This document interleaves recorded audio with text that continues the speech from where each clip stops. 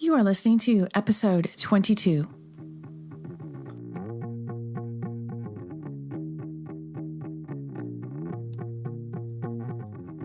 Welcome to Drunk Athlete, the podcast where we sit down with everyday athletes over a few beverages and talk about the trials, tribulations, and glory of their favorite subject, their sport, and themselves. Hosted by Big Pistachio's own Coach Aaron Truslow. Hi there, it's your coach, Aaron. Today we have a really interesting story. We're talking to a man who basically was a runner from the get-go. From the time he could walk, he was running and constantly getting in trouble for running when he shouldn't be. So his whole life he ran until one day in his early 30s, having lunch with some coworkers, he had a seizure. And he woke up with EMTs around him and found himself in the hospital that day and being diagnosed with a brain tumor, actually a grade 2 diffuse astrocytoma, which does not have basically a cure. So they did some brain surgery on him. They removed parts of the tumor. They can't remove all of it. And they monitor him on a regular basis. Basically, what he wanted to do was get back to his daughter, his life, and running.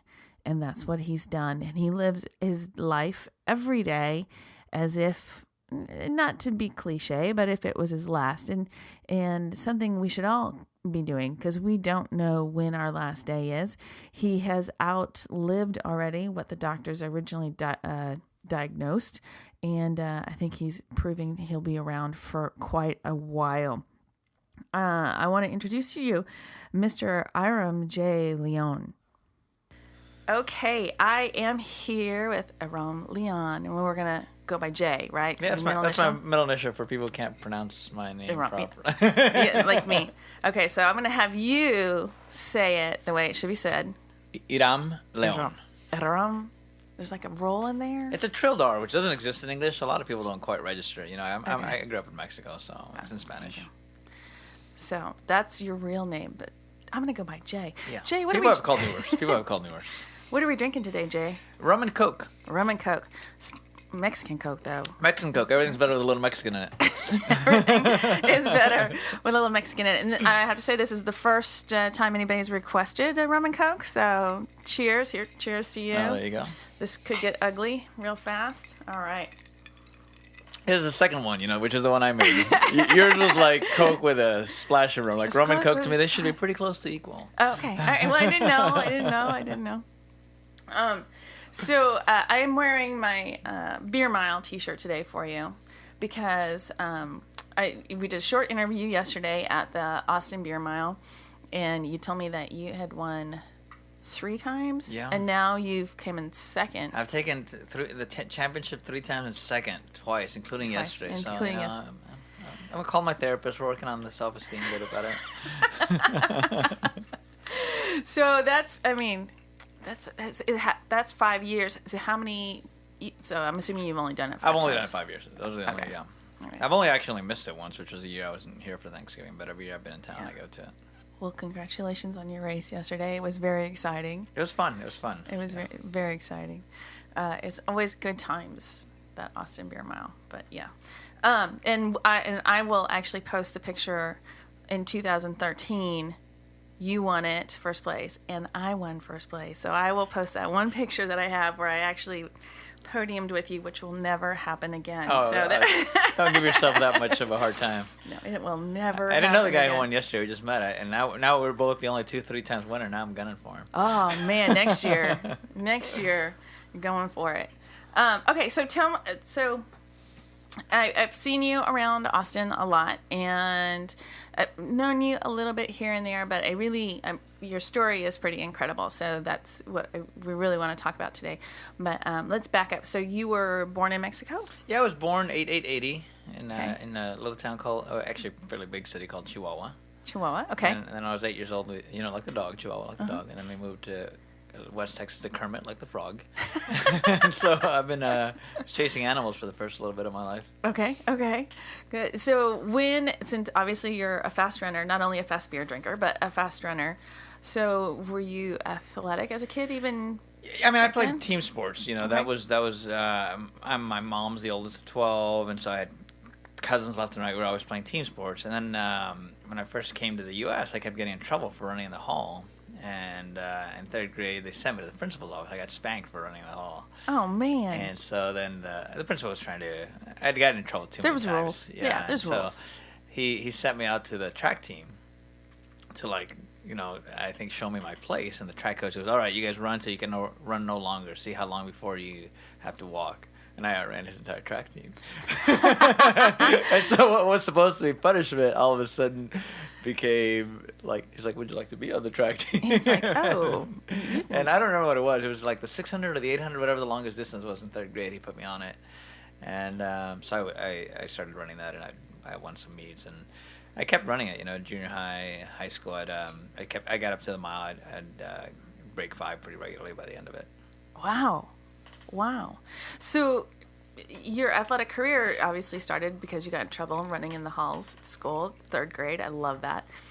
I learned my lesson because in 7th grade, I got spanked again. The only 2 times I ever got spanked for running in the hall. So a couple years later, you tried it again. Yeah.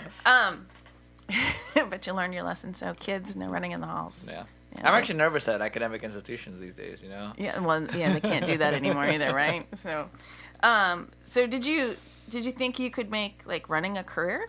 Well, no, I mean, I never thought of it that way. It was always just fun, you know? And it's instinctual. You know? I mean, you asked me when I started racing, but somebody asked me once when I started running. I happened to be in a gym and 11, 12-month-old runs across the gym. I was like, right then, just like everyone else, you know. Yeah. I just haven't quit. So I think running is just kind of a primal human thing. Yeah. We've learned to channel it for GPS and Garmin's and arbitrary distances at arbitrary speeds, and that's fun. And you know, we add elements like the beer mile, but I think it's just part of being human. Yeah. To get up and run. To get up and run, right? For sure.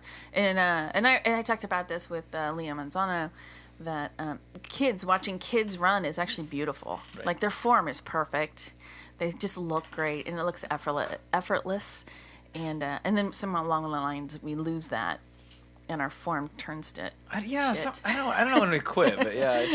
Well, for me, you know, in college, I was getting 2 degrees, and by coincidence, I was the first person in our college just had a weird year when they were creating that catalog, and it was the only year that they've never had a PE requirement because the PE teacher wasn't there when they were floating the final thing. So I didn't take any PE classes my first couple of years, and you know, some people do the freshman 15. They're a bunch of slackers. I put on 35 pounds. And you're like, I can beat that. And then between my sophomore and junior year, somebody handed me a picture of me. Like, oh, that's funny that you just got that bad angle, that double chin. Like, no, that's what you look like. And I went and weighed myself, and I was like, whoa. I put on some serious weight. So I started running again between my sophomore and junior year, and I lost almost all the weight. I got back to pretty much high school weight. And then I started running with a cross-country team, and I would join them, actually. And I won some cross-country meets with my last couple of years of college. So. Oh, nice. So they let you kind of walk onto that and... Yeah, I mean, I went out there and practiced with them, and the coach realized that I was faster than most of the guys my junior year. And so I don't think there was a single meet where I wasn't one of the placers of, one of the 5 guys that gets a spot. But my senior year, I won some meets, and I qualified for the national meet, and so. Awesome. So did you get any titles with all that, or? We never quite had the right 5th guy, so okay. I personally qualified. There was a standard. I forget what the time was. Now it's I'm a little bit older than college, but I still actually have the medal, the one that got me into the meets. Cool. You know, so what's your fastest mile? You said you've done sub 5 a couple of times. Yeah. So my fastest mile back in high school was 4:51. I don't remember the hundreds, and then a couple of years ago when I was 35, actually when I started trying to break 5 again shortly after I turned 30, 31. And I got it. I got to 4:59. I was like, I don't ever need to do that again. I've proven my thing. But I just kept working on it. And then I had a 4:57 the next year and a 4:54. And at that 4:54, I was like, oh yeah, I got it. There's still I'm not as good as I once was, but I'm as good once as I ever was. 4:54 in your 30s. That's awesome. Yeah, I was 34, and my girlfriend at the time started talking smack. I was like, oh, that's a PR. That's a PR. She's like, well, what did you get in high school? I was like, oh, I got a 4:51. She's like, that's not a PR. I was like, but yeah. So I started training some more, and at the last, which coincidentally was actually the last time I broke 5. I went out there and I matched. I don't remember the seconds of either, the hundredths of a second, which is on the mile it matters. Yeah. But I hit a 4:51, so I don't know whether it beat or it was within the same second frame. Yeah. But I got a 4:51, and she was there, and I was like, yeah, now who's got the PR? You talk some more smack to me. But in high school, the next day I was sore at 35. The next day it hurt more than a marathon to walk. I bet. 4:50, I was sitting there like with my knee and my hip. I was like, all right, I think I've got nothing left to prove. Oh my gosh. I made a couple of 5:02s this year. I'm 37. But that was the last time I broke 5. I was matching because I really, the next day I was like, oh man, that was a lot of work. So, over the years, you've gone beyond track and all that, and now you've added more distances, right? Right. And you even added a triathlon. How many? I've only done 2 triathlons. I've only actually properly trained for one. The second one was just I signed up the week of just because a friend was doing it and was talking smack, and I just cannot handle people talking smack. No, I'm a little bit competitive, Yeah. And so so the first one I trained for which was the rookie, okay. And somebody told me that kind of the standard out there was breaking an hour. Oh yeah, yeah. And I'm a horrible swimmer. Okay. And it's only a 2-mile run, so right. not a lot of space to make up time. time. My advantage was gone on that one, right? Yeah. So that felt a little bit more proper, challenging for a guy who's a runner because. Yeah. So, I went out there and I had not swam since high school. I didn't learn. I grew up in Mexico in the desert, and so. I didn't learn to swim till I was 15, and my main thought when I'm in the water is don't drown. Yeah, well, I think that's the main thought for most people. So I ended up taking I think the placement. I came in 114th out of the water. I would take the 7th fastest time on the bike, and I had a faster time on the run than anybody, including the elite athletes that were out there. Oh wow! I ended up 10:30 something.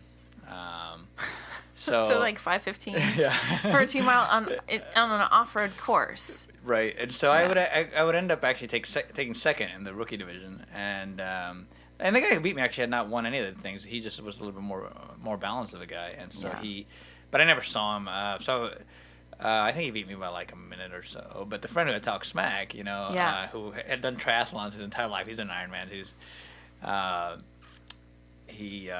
I beat him by almost 2 minutes. Nice. Put him in his place. Yeah.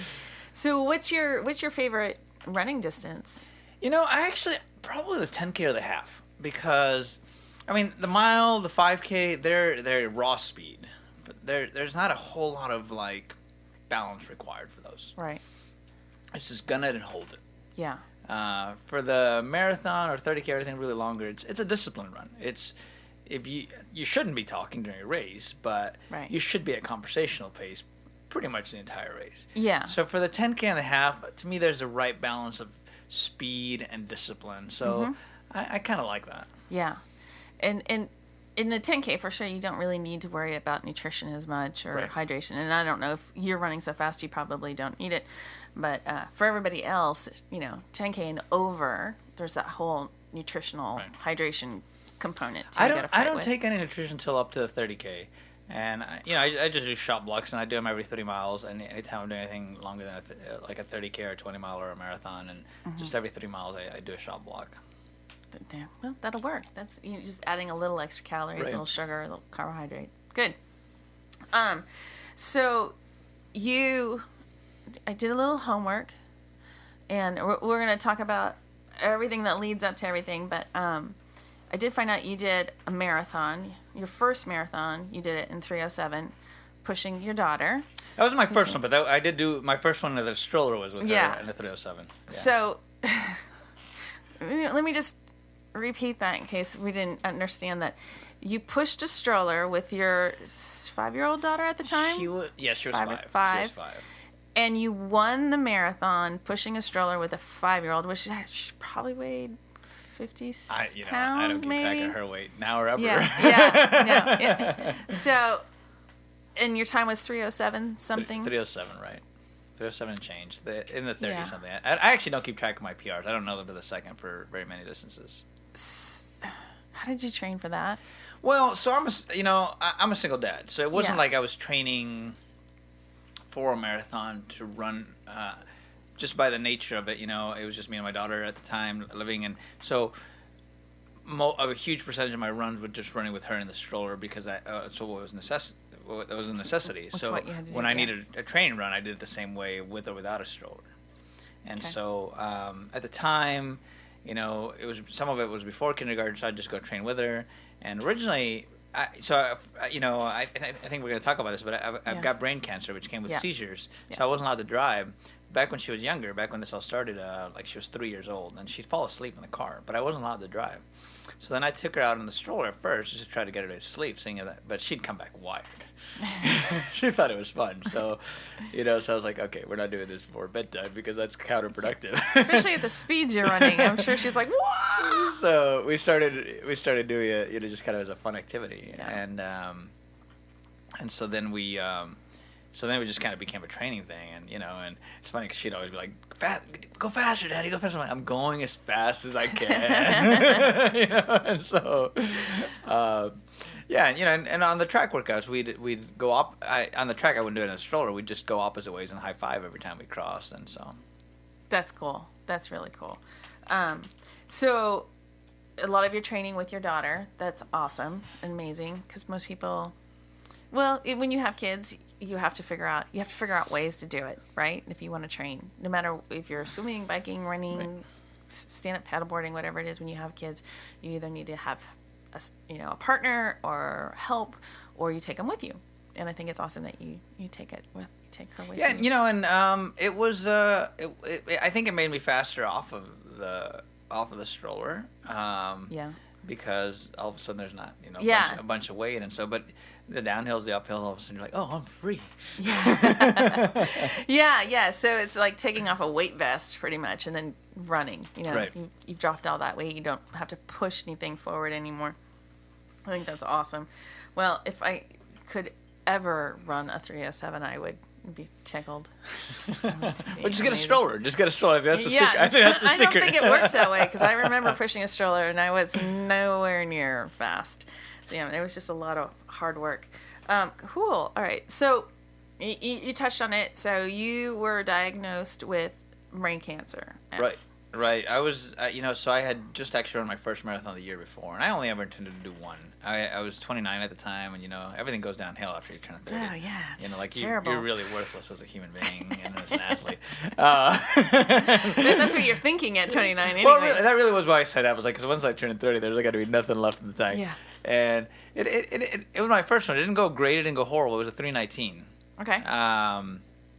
But most of it was a pretty serious collapse after like mile 22. I had never done anything longer than a 20-mile run, and I definitely hit that proverbial wall. Yeah. So the next year I was like, well, let me try another shot at it. And in the middle of it, I would have a grand mal seizure. I would find out I had brain cancer, and it was just a bunch of tests, just kind of all kind of neuro tests, new medications, trying to figure out what to do. It was near my memory and language center, so whether or not the surgery would even be worth it was a question, because if you lose enough memory and language functions, you're really no longer human. Right. And so while we were doing this, I just kind of, I had to recover from the biopsy, but I got back to training. My first race was Decker. And, and Decker's one of these races where they just get you the next bib. It's not pre-assigned. Yeah. And they give me bib 911. Oh, jeez. It was just a coincidence. Like, are you guys kidding me? I don't even have to put the emergency number on the front, on the back. You guys put it on the front, And so I did, which actually was the first time I won my age group in any race as an adult. And in early January, all the tests were done, and The doctors thought I should make a decision about whether or not I was going to have surgery. The guy at Duke, Dr. Friedman, who actually I just sent him a Christmas card, just like the one you got. Oh, nice. But you're way cooler than he is. I don't know about that. I mean, I wouldn't trust you with brain surgery. No, no, not at all. But he actually wrote me a super nice note, and that's that's part of the reason I like him. Like, he's just a great human. Like, before he could bill me for anything, he called me and talked to me about stuff. And then after the Christmas card, he sent me a super nice note just a few days ago, and he calls me and he's like, "Well, listen, we need to do this here in the next couple of weeks." And he's like, "Well," I told him, I've got a marathon in 5 weeks. Can we do it after that? I said, "Well, that increases the risk of this and that, but you might not have another marathon depending on how the surgery goes. So we want to get some of that lactic acid or whatever out of your system, so we'll do it a couple of weeks after that." And so I would do that, and it would be the first one I'd qualify for Boston. Wow. And actually, you mentioned the one that I wanted the stroller. It was actually, at the time, that was my PR, and then the one with the stroller, it would only be 1 second slower than that one. So Oh, man. almost 2 years to the date of the brain surgery. So like life was kind. That's amazing. So, how are you? Anything health-wise leading up to that first grand mal seizure that would lead you to that? So there was something for wrong? a few months, like maybe 2 to 4 months, I don't remember exactly. I'd been having these moments where I just couldn't focus. I couldn't quite read something, or when somebody was talking, and I'd play it off. I'd be like, "Oh, I was checking out that girl," or "Sorry, I was thinking about this thing at work." Like, just because people could realize that I'd lost focus in the conversation. Okay. The very last moment before the grand mal seizure, I was at a friend's birthday lunch, and I'm looking at the menu and I couldn't read it, and because it was messing with the language center. So I just put it down and I'd gone to see a doctor. And at the time, I was playing soccer and ultimate frisbee, and the doctor's like, "Well, it sounds like you might have had a concussion because I'd taken a couple of head hits." Yeah. She's like, "Would you like to do an MRI?" And one, afraid of facing reality. 2, MRIs aren't cheap. No. I was like, it's only once every couple of weeks that it gets in the way of anything. But it was the exact same thing that had been happening for a while, and then the next day I'm waking up in an ambulance, and Scary. we go there, and they're like, almost 20% of human beings will have almost a fifth of human beings will have a seizure at some point in their life, and we don't know why. I didn't actually know that stat, and so we did a CAT scan. They're like, "Well, something's showing up in your CAT scan. We don't know what it is. We're gonna have to do an MRI." And they're like, "Something's showing up in your MRI. We're gonna admit you." And I'm like, "Whoa."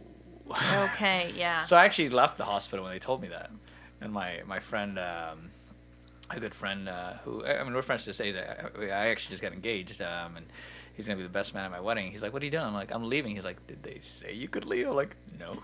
You're like, "But I am." I'd literally ripped the IV out of my arm just because I was not ready to No. I'd never called in sick in my entire life, and so all of a sudden he walks me back in, and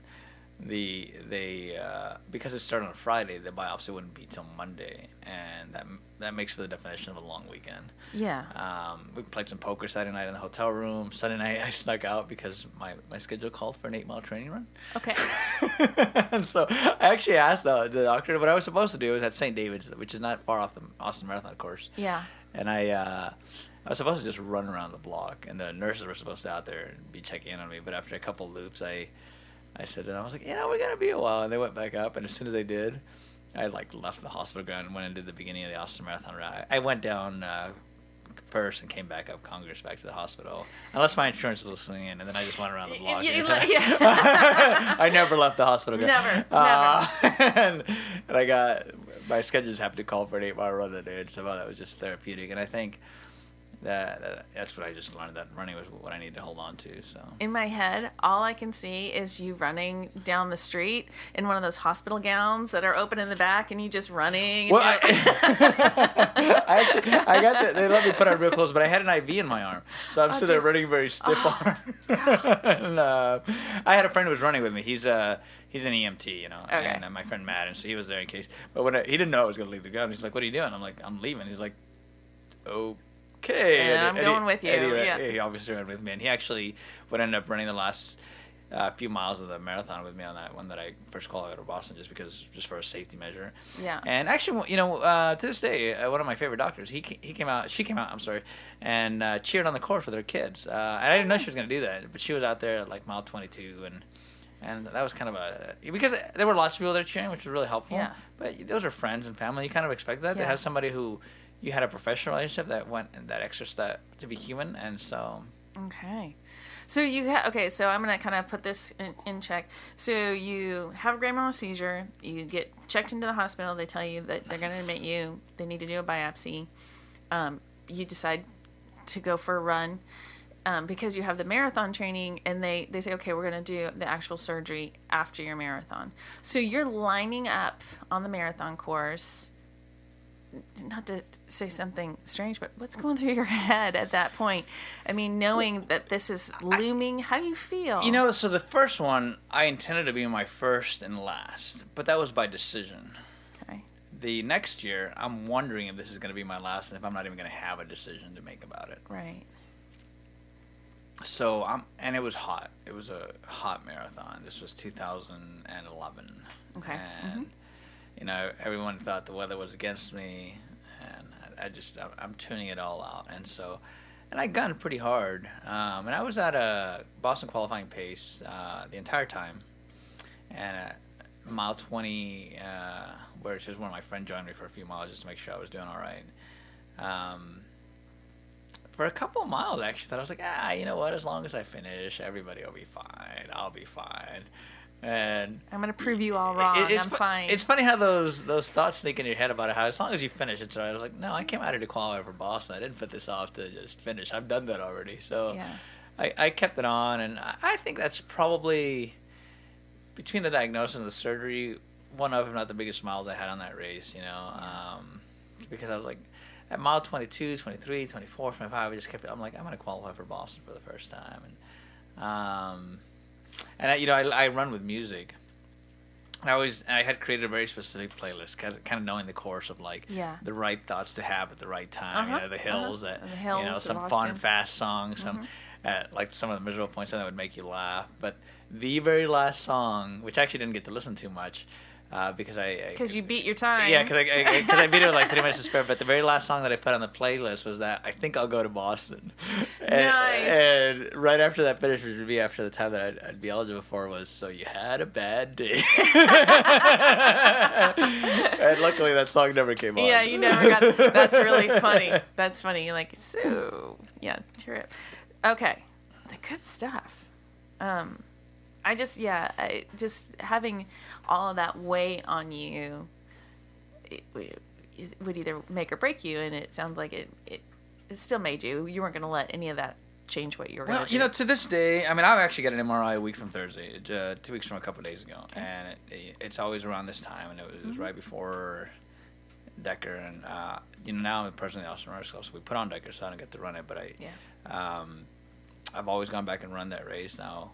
We get to run and be in charge of it, and so, but there's always an MRI right within a few days before or after it, and to this day, just being focused on the running, it just somehow, I don't know, when I'm running, I get to tune it out. Yeah. Some people use running to focus on or clarity. For me, it's just a way to lose focus and just get lost in the moment. Yeah, that's awesome. That's a good way to think of it. Okay, so we're gonna take a quick break, but I want to get back to it because I want to talk about the surgery and recovery and all of that coming up. But we need to fill your glass. Yeah, more again. Rum and Coke. Yeah, we need some more. That's actually by the way. So when this all started, they said, as they were letting me out of the hospital after the seizure, they're like, you can't have alcohol and can't have caffeine. I'm like, what about Rum and Coke? Don't they cancel each other out? And the nurse was like, no. I'm like, I'm just kidding. And I don't drink very often, but when I do, it's Rum and Coke. It's Rum and Coke. Yeah, just because I can't have either. Yeah. So there you go. All right, we'll be right back. Looking to hire a coach for your upcoming triathlon or marathon? Coach Aaron Truslow at Big Pistachio Coaching specializes in helping beginner and intermediate level athletes of all race distances. If you want to cross the finish line of your first 5K or your first Ironman, Coach Aaron has a program for you. No matter what your busy schedule is, Aaron can work a program that fits your lifestyle. Coach Aaron has been in the fitness industry for 30 years and has had hundreds of clients and athletes from across the globe. For information on services like the Limited Coaching Program, custom coaching, one-on-one training, lactate threshold testing, swim, bike, or run analysis, and even Sherpa Concierge, check out the website at www.bigpistachio.com or email aaron@bigpistachio.com. Okay, we're back. We've refreshed the Rum and Cokes. I'm on my 4th glass. Oh man, it's mostly Mexican Coke, right? That's No? yours. Mine is equal parts. Equal parts. Okay. I'm more egalitarian than you. Okay, good. So yeah, so that's good. We're just having fun and relaxing. Okay, so we left off with the marathon before surgery, right? Right. So what happened? What did they do? Well, so they took out part of the tumor. I still have brain cancer. So- just by the nature of this tumor, diffuse Astrocytoma, and where it's at, they couldn't take it all out. Because if they did take it all out, I would have no memory or language functions. Which some people would like me better if I couldn't talk. You know? I don't know about that. But so I still have it, and so actually it's been a pretty exciting year. So the median survival rate for people without surgery is 4 years. Okay. And for people with surgery is 7 years. So November 5 of this year was 7 years. So I like to think I'm finally above average. You know, it took me a while. But the 10-year survival rate, you know, is still it's still in the just barely in the double digits. Okay. And I mean that's something that you keep in mind. You know, I mean some of us are in denial of our mortality. Probably some of us even after we're dying.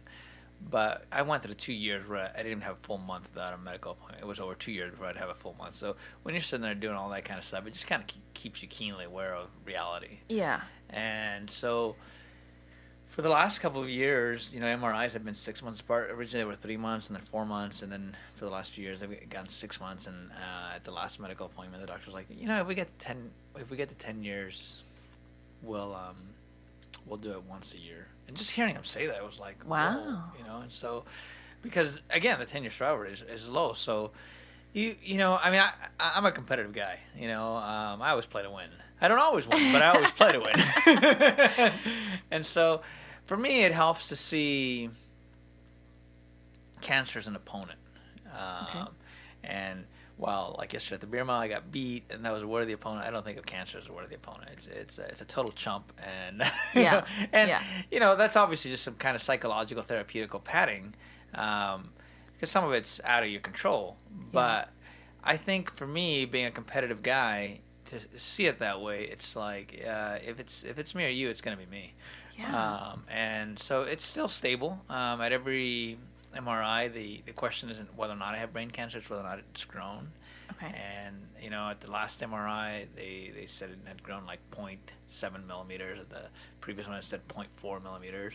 Like, but that's not anything you need to worry about. And you want to ask, well, if that's not something I have to worry about, why are you telling me that? Yeah. You know, like, you know, it's... Why are you and I understand. They have to tell you that kind of stuff, you know. Yeah. So, because, I mean, it was originally like essentially the size of a big marble. And they took out as much as they could. And Okay. so I have an MRI, and, you know, there's no way to not be nervous. I guess there are people who assume they're going to win. I never assume I'm going to win anything, whether that be a race or, you know, a Frisbee game or a game of Scrabble, but I'm playing to win, you know. Yeah. And so so I'm nervous about a couple of weeks, and in a couple of weeks. But at that point, you know, you sit there and, you know, you start having some bad moments and some nightmares. That's just reality. I can sit there and pretend like that's not it. And so for the next couple of weeks, I Right. won't sleep as well as I usually do. But, you know, you hope that in a couple of weeks, like, okay, I was worried about it not growing, but it hasn't grown. But you also have to have a game plan if it doesn't go well. And, you know, some of that's in place. But usually the most races I do in a year is right before the MRIs, and that tells you something. Like, Keeps you busy. it keeps yeah. you distracted on good things, you Yeah, know. yeah. And you know, I'll have some rum and coke, I hope, in a couple of weeks in celebration. Maybe in depression. I hope not, but Yeah. the races are a healthy outlet for me, and where it's where the competitors, other people who I know are good guys, because the other competitor's not a good guy. Yeah. Yeah, well, that makes sense. Okay, so they went in, brain surgery. They took out as much as they could. They had to leave some because otherwise it makes you basically non-functioning adult. And every day you live with the fact that there's still cancer in there. And so you come out of surgery, you heal from that as much as you can, and you get on with your daily life. I'm assuming you're thinking about things like getting your affairs in order and all that, which you had probably not really considered before. Right. I mean, probably it's just at some level there was some growing up I should have done before the brain surgery. Right. Because I already had a kid before then. You know, my daughter was 3 years old, but there were some things that I didn't do till I hadn't filled out a will. You know, Right. I had put some things in place, and you know, and I in this journey I've met some cancer patients who haven't done some of that stuff, and some of them never do it. And it's funny, odd, you know, not funny humorous, but funny curious, is that some of them never do it. I think just kind of in denial over the possibilities. And then when they die, you leave a mess for other people. And some of those messes are financial, and those are complicated. Yeah. But some of the messes are emotional. You know, like I've had people who died and had three or four kids or sisters or brothers, and they haven't left this meaningful piece of thing to someone. You know, and so I've got a lot of really specific things in my will, just because I don't want anyone fighting. I want them to be fighting over, you know, like who gets to party the hardest when I die, as opposed to who gets this thing. But like a lot of those things are specified in my will, and so there was some of that stuff, and you know, and it makes you think about that stuff too. Right, and, you know, and I've written down a bunch of memories, and luckily I'm still standing here 7 years, but I became a lot more conscious about like the things I did with my daughter. You know, I didn't meet my dad till I was 15. He did not exist until I was 15. Wow. And so. I think the biggest factor for me is that I wanted to make sure my daughter was aware that I had been there as best as I could. Yeah, yeah. And so we just kind of do a whole lot of fun stuff, and and that I think is the biggest fear I had. You know, we're all gonna die. You know, that's a secret that we a lot of times we're in denial of. And it could be at any moment. Right. And so, and for me, you know, for several years I wasn't allowed to drive because we couldn't control the seizures. We had to try different medications. You know, I've been driving for about 3 years now. Okay. And so for a lot of time I was, you know, I'm a proud man, obviously, and it was tough to have to depend on people to give you rides, to just daily stuff, you know, and basic stuff, and so I was biking everywhere. I'd have my backpacker's backpack, and I'd go to Costco and H-E-B just because I wanted to take as little help as possible. Yeah. But there's things that it's unrealistic. Like I still have my old dentist, and he's 20 miles from my house because that's just where I used to work. And I'd bike up 360. I biked up 360 once to do a root canal, and it was a cold day, and on the way down, I was like, that was a really dumb idea. Because that was in your post-root canal. Because it was cold wind hitting you. Yeah. And so, you know, there are all kinds of things, but the legal matters matter, the financial matters, and those were a lot of things that hit me at first. I was trying to figure out the medical stuff, the legal stuff, the financial stuff, but at the end of the day, I think I've gotten the big picture, which is the emotional stuff, the connections, and so. Were you able to find help to help you sort through all that? I did. You know, I went through Livestrong, and okay. They put me in a relationship of men and transitions class. I forget the exact title of it, but it was all men. Which for me it helped because you know, for better or worse, my gender is a lot worse than your gender at admitting our emotions. Yes. and so that it was all men in the room and sharing kind of some of our vulnerabilities and some of our realities was really helpful. Mm-hmm. And so that was very helpful for me. And I sat through some counseling, and I did a lot of that post-surgery. I think some things would have gone better in my life if I'd done it initially, but some things in life are better late than never. Yeah. A lot of times you don't realize you could have used counseling until it's way too late. Right. And, you know, and I have good friends, and I have good family. Mm-hmm. And they've been there for me, the vast majority of them, from day one. Good. But there's something about an objective third party. Yeah. You know, and my therapist is the kind of therapist I need, which is somebody who will be confrontational, will call you out on your BS, you know. Nice. And that's the kind of some people need comfort when they need their therapist. You know, I'm the definition of bullheaded, and so I need somebody who calls me out and goes like, "You're being stupid," And he doesn't say it quite like that. He's just a little bit more clinical like that. But you know that's what he's saying. I have friends like that. They look at me like, really? Dumbass? Really? Yeah. I'm like, oh, okay. And, and I do have friends who are like, oh, we know something's damaged with your brain, but you can still do better. So, out of curiosity, do you feel when things aren't? Do you feel different on some days, like you don't feel as good, or is it just you just feel fine? And well, back when so I'm actually on maximum dosage of a relatively new anti-seizure medication. okay, and until we got on that and on maximum dosage, I kept having seizures. I would feel when I was having a seizure, which there was one time you where felt it come on. Yeah, I would feel it for a little while before it came on, and there was one time where it happened in the middle of a 10-mile run. And to this day, like, when I run by that spot, which is, off of, it's actually on several of the race courses. It's like a near Enfield and Exposition. Oh, yeah. I still, like, I don't want to call it PTSD. I don't want to use a clinical term. You get anxious. But, you just, somehow it's just a bad memory place. Mm-hmm. And so I still run by it. But after it happened, it was probably like 2-3 months before I'd go back and run around there, as if that was the place that caused the seizure. Yeah. And the place where this all started, the restaurant where it started, I've gone back and eaten there just to, like, I don't know, prove that you could get through it. Yeah, that I can own it. But there's still some anxiety while I'm there. Yeah. And after I had a seizure in the middle of a run, I would actually not run with a stroller for a while 'cause I was just afraid that it would happen with Kiana. Yeah. Probably the best seizure I ever had was I happened to be in bed, and I was like, oh, at least this one's convenient. And so you roll with it how you can. So the cancer that you have, and I had written down grade 2 diffuse astrocytoma. Right. That they, like you said, 10-year survival rate is pretty much the max, and you're at 7 years. Right. And you're gonna beat it, but every day, like every time you hit one of those milestones, 2 years, 5 years, 6 years, do you wake up every morning, put your feet on the ground, and like? I celebrate. you. I celebrate those cancer anniversaries. I'm not big on even though I have a cool birthday. I was born 8880. Like, I always joke I was born. I've gotten over it. And but my cancer anniversary every year I celebrate. I celebrate with some good friends that were there at the beginning. And it's just a low key thing. This year we went to Kirby Lane and had some good stuff. And actually, so I got engaged. I guess it's been less than a month. But the girl was out of my league. But this year I went and had lunch with the dinner at Kirby Lane, which was the exact place that I decided to have brain surgery with the 4 guys. And it was very comforting that we were talking about that, and they congratulated me on that kind of stuff. But those were the 4 guys I would ask to be my groomsmen. Nice. So it was very happy to be looking both backwards about how happy I am to be alive, but looking forward for however long it may be for the rest of my life. Right.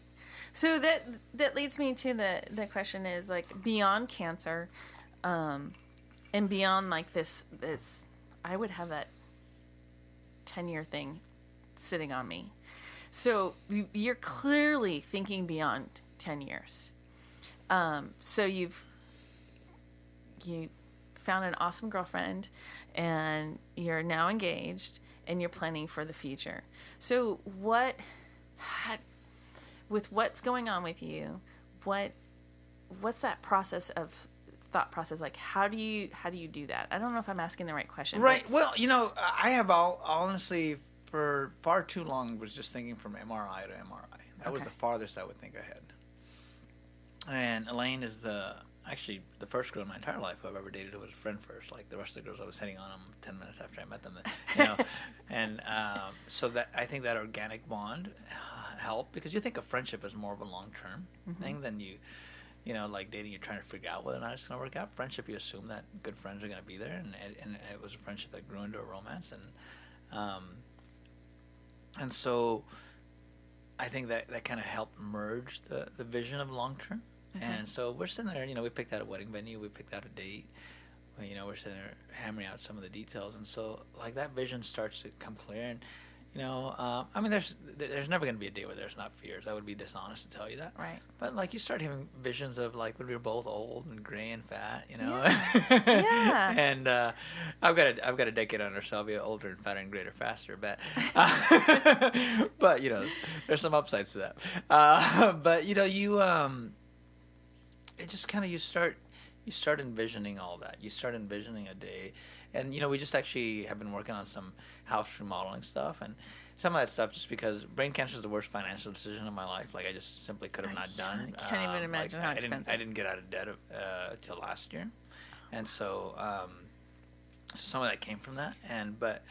So just kind of sitting there and building that thing. And you kind of see this place where you're going to be cooking in a few years. It's not an investment financially, while it obviously costs money, it's an investment emotional. Like you see, it's like, man, that's where I'm gonna regret having burned this in a few years. I think that's amazing and that you found Elaine and she's willing to take this adventure with you and look to the future and be a part of everything that's happening and everything moving forward and celebrate every day with you. I think that's really cool. And I proposed at the beginning of a Spartan Beast, which is that's crazy, by the way. Yeah, it was her first one, and to me, a Spartan Beast, I've done a few, but it's how romantic. It's in the mud. It's the hardest thing I do every year. And and the announcer at the race, he was surprised. He heard about it. And he's like, most people propose at the end, but for me, you propose at the beginning, before the mess, before the difficulty. I mean, you're going to get to the finish line if it's worth anything, if you're worth anything with each other, but you propose at the beginning. That's my vision of what marriage should be. And so that's beautiful. You propose at the beginning and you go through all the mud and the obstacles and the fire and the rope swings and the water and you still come out holding hands at the end. It was 31 degrees at the start. Oh, jeez. And so at least I had a legitimate reason of why my hand was shaking. It's so cold. That's really sweet. And it's awesome that regardless of everything, and we all have issues. I mean, we all have issues. We never know. Like, I could be hit on my bike tomorrow and be gone. But we keep thinking forward, keep thinking forward, keep moving forward. So, okay. So beyond that, I know you work with the ARC, the Austin Running Club. How long has ARC been around? Austin Running Club has been around since before I was born, since 1974. Really? And I didn't know that. Yeah, and we actually put on 2 of the 3 oldest events. We put on the Decker Challenge, which is coming up in a couple of weeks, which was my first half marathon. It's a tough half marathon. It's brutal. Yeah, but that's where my PR is. I've got a 120 out there. That's insane. And I've done it with a stroller at 123 out there. Do you know the elevation? It's like 10,000 feet. No, I'm not a guy who looks at that kind of stuff because, I don't know what those things are. I don't know them on any course. But I remember the first time I did it, someone was like, "Oh, there's a big hill at mile 10, and there's a little hill before it." It's all hills. It's all hills. It is. It's all hills. But I think. Don't kid yourself. It's all hills. I think that all my PRs, I think all but one of my PRs is on really hilly courses, and then you've earned it. Yeah. Oh yeah. And so I like that my PRs are on like all world record eligible courses. Because there are downhill courses all over the country, right. and some here in this town, but if you're gonna work hard for it, you want to earn it as opposed to like, let me work hard and then go on an easy course. I mean, to each their own, but that's not my style. Yeah. And so I like that. That's where my fastest half is, and that's awesome. Okay, so since 1974, I had no idea. So what exactly is the Austin Runners Club, and what do you do? So we're an umbrella organization, right? So we have like the owner of Rogue, Chris McClung. He's a good friend of mine, but he's part of the Austin Runners Club, and there are people from Austin Fit, the director of Austin Fit. He's an Austin Runners Club member, and so there are people from every group that are part of it. So we have our own running group, and we provide. I mean, we're $30 a year.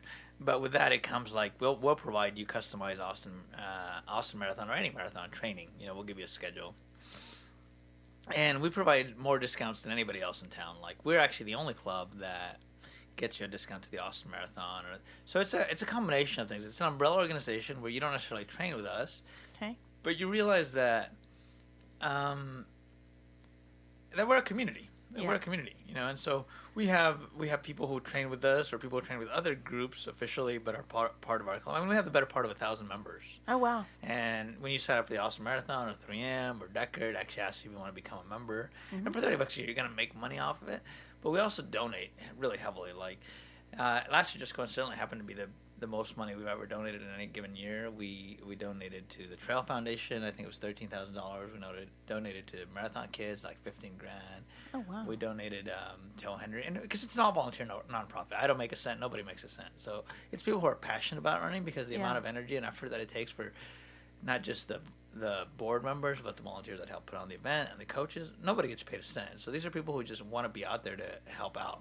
And so because of all that, we just get to be part of the running community. And so we think of ourselves as an umbrella organization. We're actually the only ones in town that we not only list our own running things, but we list every free running thing in the entire community.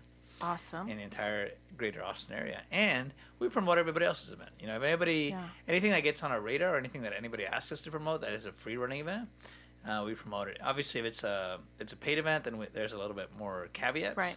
But for free ones, man, if it gets you running, we're there. I gotta get my track practice on your list because it's free. Yeah. It's open. Yeah, it's open. Just send us a list. And I mean, if you go to our website, austinrunners.org, and you go to our group runs, I mean, ours are up front, because we're the cutest. Yeah, of course. But you literally see everything, from That's awesome. There's one that comes out of 24-hour fitness. There's there's one in Circle C. There's a Shoal Creek Striders. There's just all kinds of runs on there. Yeah. And we just want you moving. We'd love for your schedule to match up with ours. But if it doesn't, and somebody else's does, go run. Yeah, run. Get out there. So I'm familiar with an event you guys put on every year, but I have never done. It never works out where I get to do it. Maybe this year. I don't know. It's the 12 Bars of Christmas. Oh yeah, we help out with that. We actually don't put that on, but we help out with that. And it's the Red Dress Run. And the Red Dress Run. I gotta tell you, and it's got two names, right? Yeah, the Red Dress the Run. 12 Bars of Christmas. I think the official name is 12 Bars of Christmas. But the I've done it, and I look good in a red dress. No, I don't. That's the stuff nightmares are made out of. But that's actually something we help the Austin do athletes with. But it's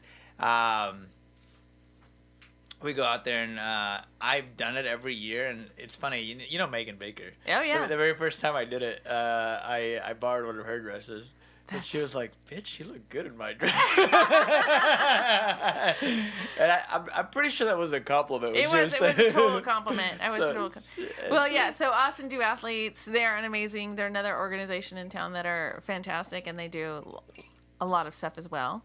And there's I mean, you're a triathlete. Yeah. And there's a new Austin Triathlon Club that's kind of in the same pattern. And again, we're happy to promote anyone. We're not sitting here. We don't see anybody as competition. If you're helping people either run for the first time or run faster or have more options to run, we've got your back. Yeah, that's awesome. That's amazing. So what's the next big race goal for you?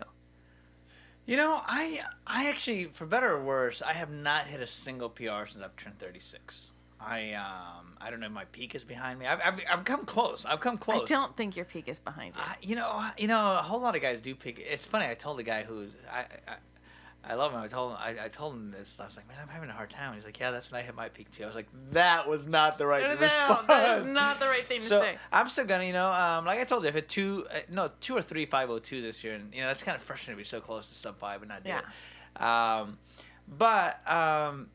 I did my first ultra this year, and on a trail ultra team, and we had a guy who got injured. And so Ragnar.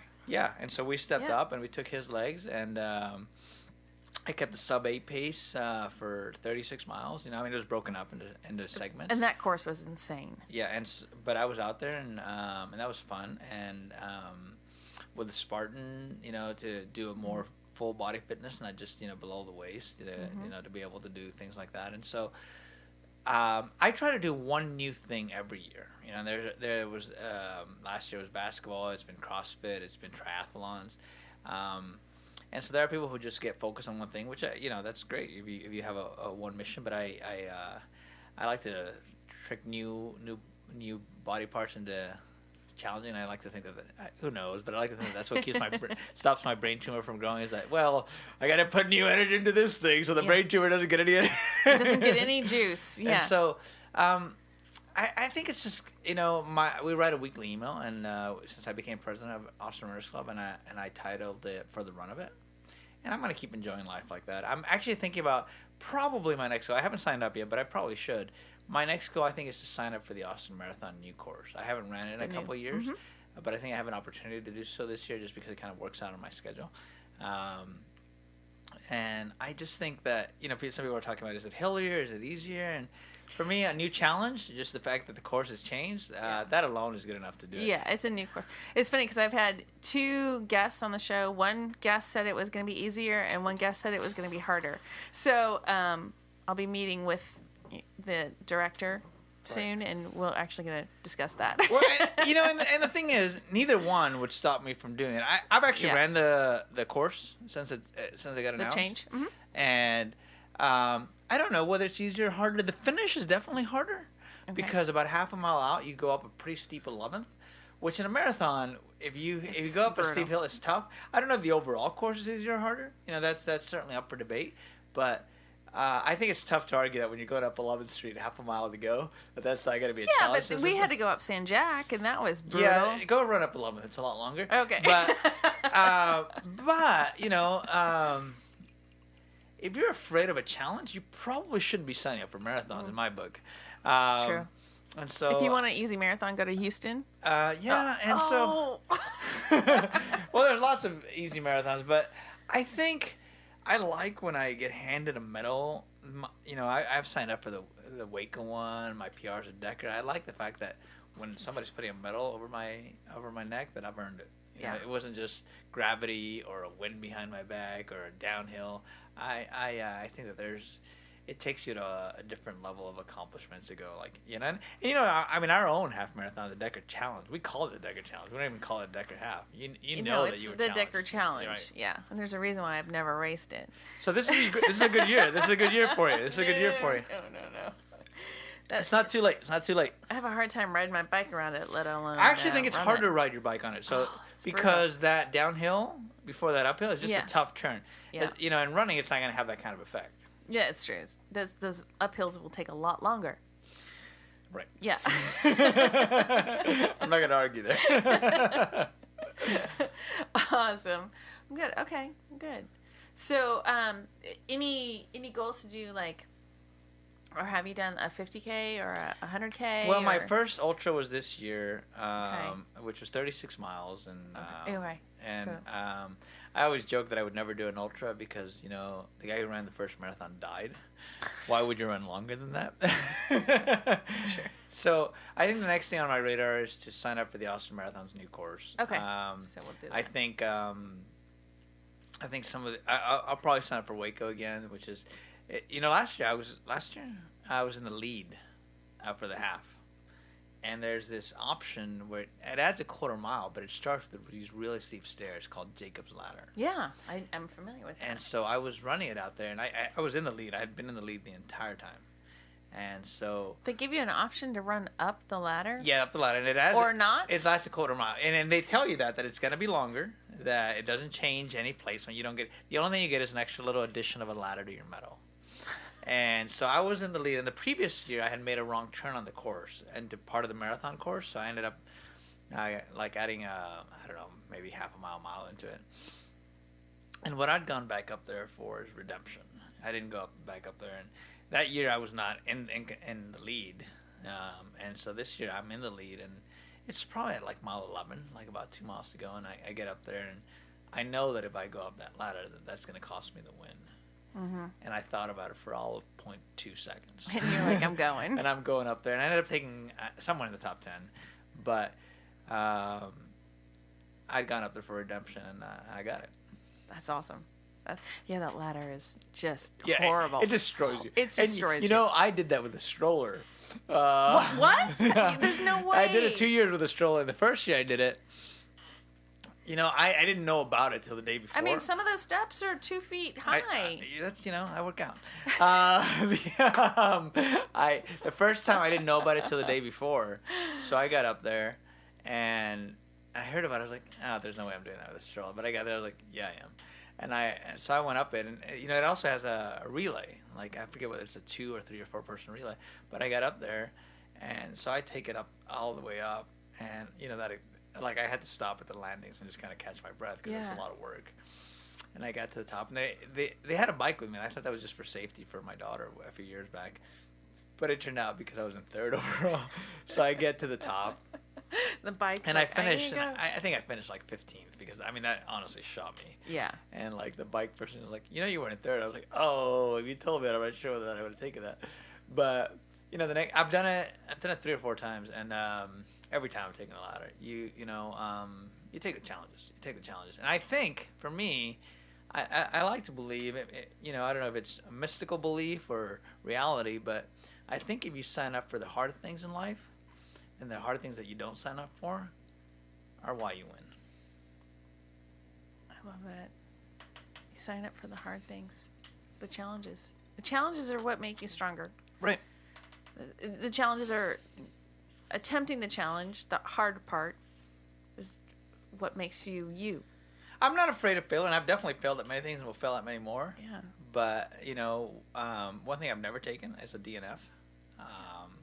And I have finished wishing I'd taken a DNF, but it doesn't take long after the finish line where I'm like, that we don't do that. We don't do that. And so there may be times where people have to, just sometimes the system shuts down, but it should not be just because it's hard. It should be because you failed, because the system just it's physically not possible. I'm 37 years old, and I've been listening to that country song. You can tell I'm getting older. I'm listening to more country. I've been listening to that song. I'm not as good as I once was, but I'm as good once as I ever was. Yeah. And it's got this great line, It says, my mind says yes, but the body says no. And there may come a day where the body just goes, I don't know what you're thinking, but fuck you. and I'll sign up for that day, but I don't want it to be. I've already got enough brain problems. I don't want my mind to be what quits first. My body's got to give up before that. Yeah. I don't see either one going anytime soon. So there you go. Oh my God, this was awesome, and I've learned a lot from you in this short conversation, and I think I'm really happy you're on the planet, and I'm happy you're here, and I really appreciate you coming in and doing this interview. And what was the Rum and Coke, really? We got you with the Rum and Coke. Your daughter is really something special, and your fiance has got to be an angel, and I mean, it's incredible. So we're all proud of parenting. By the way, my daughter rocked the Thundercloud Turkey Trot. She did it in 36:20 something. Okay, just under 36:30. Yeah, we were talking about that on the break. Okay, first of all, Kiana, how old is she? She's 10. I was hoping she'd break 39. She broke 37. I can't do that. I can't 10K. Well, 5 miles, right? 5 miles. So yeah, she did 36:26. She kept and I was telling her to keep like a 7. She had a 5K PR back in September of 23 minutes. And so I was like, let's go a little bit slower than that, because that was a flatter course, and it was a shorter course. So, and she kept like a 7:38, 7:36, 7:15, 6:40. So that was the first time she'd ever broken 7. I mean, most of the last mile is downhill, but she gunned it. And at the end, I was like, man, this kid's got. I'm not sure I could have done that when I was 10 years old, and I've been a runner my whole life. And so. She's making me look bad. She's fast. She's going to make you work to keep up with her eventually. So she did the Run for the Water, the 10-miler, and so... oh, my God. It's that was her first... But that was on my 7th cancer anniversary, and I can't think of a better way to celebrate that than her doing her longest run. And so it just... So we keep doing it. Somebody heckled my fiance about why she didn't know this. She's like, I think my time is limited of how long I'm going to be able to be ahead of her. And she beat it by, by less than 50 seconds. So I'll be very excited when Kiana beats both her, but I'll be the most excited when she beats me. And it won't be long. Yeah. It won't be long. I know that. And I'll be both very happy and very sad that. No, you should be happy because she'll be going to the Olympics or something. I mean, it'll be Well, pretty and amazing. you know, and honestly, she likes it. People wonder if this is like a dad pressure thing, and No. you know, there was a moment last year I strained my hamstring. I was only out for like 2-3 weeks, and there was one day she's like, "Are we gonna go do a track workout today, Dad?" And I was like, "I'm injured, sweetheart," and she's like, "I'm not injured." So, Oh my God, I love her. We went to the track, and like I just sat on the sidelines, and so luckily she keeps doing it. And you know, her school doesn't have a track team, but you know, next year she starts junior high, and hopefully she keeps up with it. Yeah. I mean, no matter what, whether or not she stays fast, you know, I mean, obviously, girls, once they go through puberty, Right. the game changes. But I hope she keeps running. I think it's just a natural human instinct, and I hope she keeps up with it and keeps having fun with it. Yeah, and well, she's grown up with it. That's what she knows. Right. So I think she will. I hope so. And if she leaves it for a while, she'll probably come back to it. So because it's going to be comfort for her when she grows old. Thank you so much for coming. Thanks for having me. I loved it. Thank you so much. Like I said, I'm super happy you're here, on the planet, and I can't wait to see what you do. And I'll be cheering for you at the Austin Marathon. I'll be out there, cheering. And you'll be athletes. joining us for the Decker Challenge, right? I'm not sure. Hey, listen, I'm not so sure about that. We've actually got a Black Friday special going on. we expect you to take advantage of it. It's just you can check it out on our Facebook page. So I expect you to. Use it. Okay. Well, that's a good plug too. We can Black Friday special going on. Yeah, it goes on through Cyber Monday. So. Okay. And what day is the Decker Challenge? It's December 10th. December 10th. Okay. Which, you know, it's a couple of days after my MRI, so you can come celebrate with me or commiserate, whichever one it is. So I No, expect we're to gonna see you out there. celebrate. We're gonna celebrate. It'll be good. We're going to party like it's 1999. I was 19 then. I won't tell you how old I was. All right. Well, thank you so much for coming, and like I said, can't wait to see what happens at Austin. I just want to point out to your audience that I have had a lot more Rum and Coke than you have. I do weigh more than you, but not as much in proportion as how much I'm out drinking. No, well, that's the thing. I do drink whatever my guest drinks. For being on the drug pass, I'm just judging you. Just keep judging me. I do say I drink whatever my guest is drinking, but I never say how much I drink. But yeah, because I have to edit still, and I have to be sober enough to edit. So there's that. I brought a designated driver. I'm a responsible drinker. Oh, absolutely. All right. So with that, we're gonna say goodnight, and we'll see you next time. Thanks. Be good. Since it is past Thanksgiving, we do have a discount code for you if you're interested in signing up for the Decker Challenge, which is December 10th in Austin, Texas. If you use the discount code DRUNKA, DRUNKA, all in caps, you'll get $10 off your registration when you go to the Austin Runners Club website and register for the Decker Challenge. We have the website link in our show notes.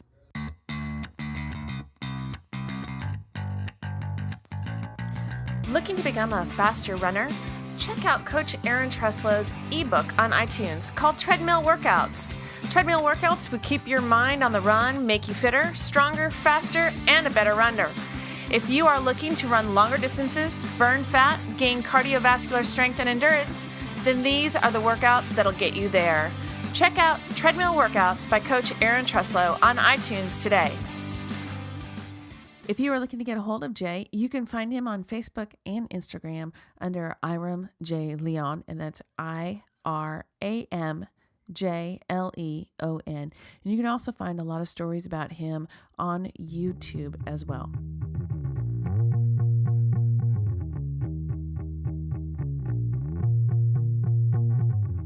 Thank you for listening to Drunk Athlete, hosted by Coach Aaron Truslow. Don't forget to subscribe to Drunk Athlete so you'll never miss an episode. Please share, rate, and review this podcast so more people like you can find it on iTunes. If you have any questions, comments, or suggestions, please contact Coach Aaron at bigpistachio.com.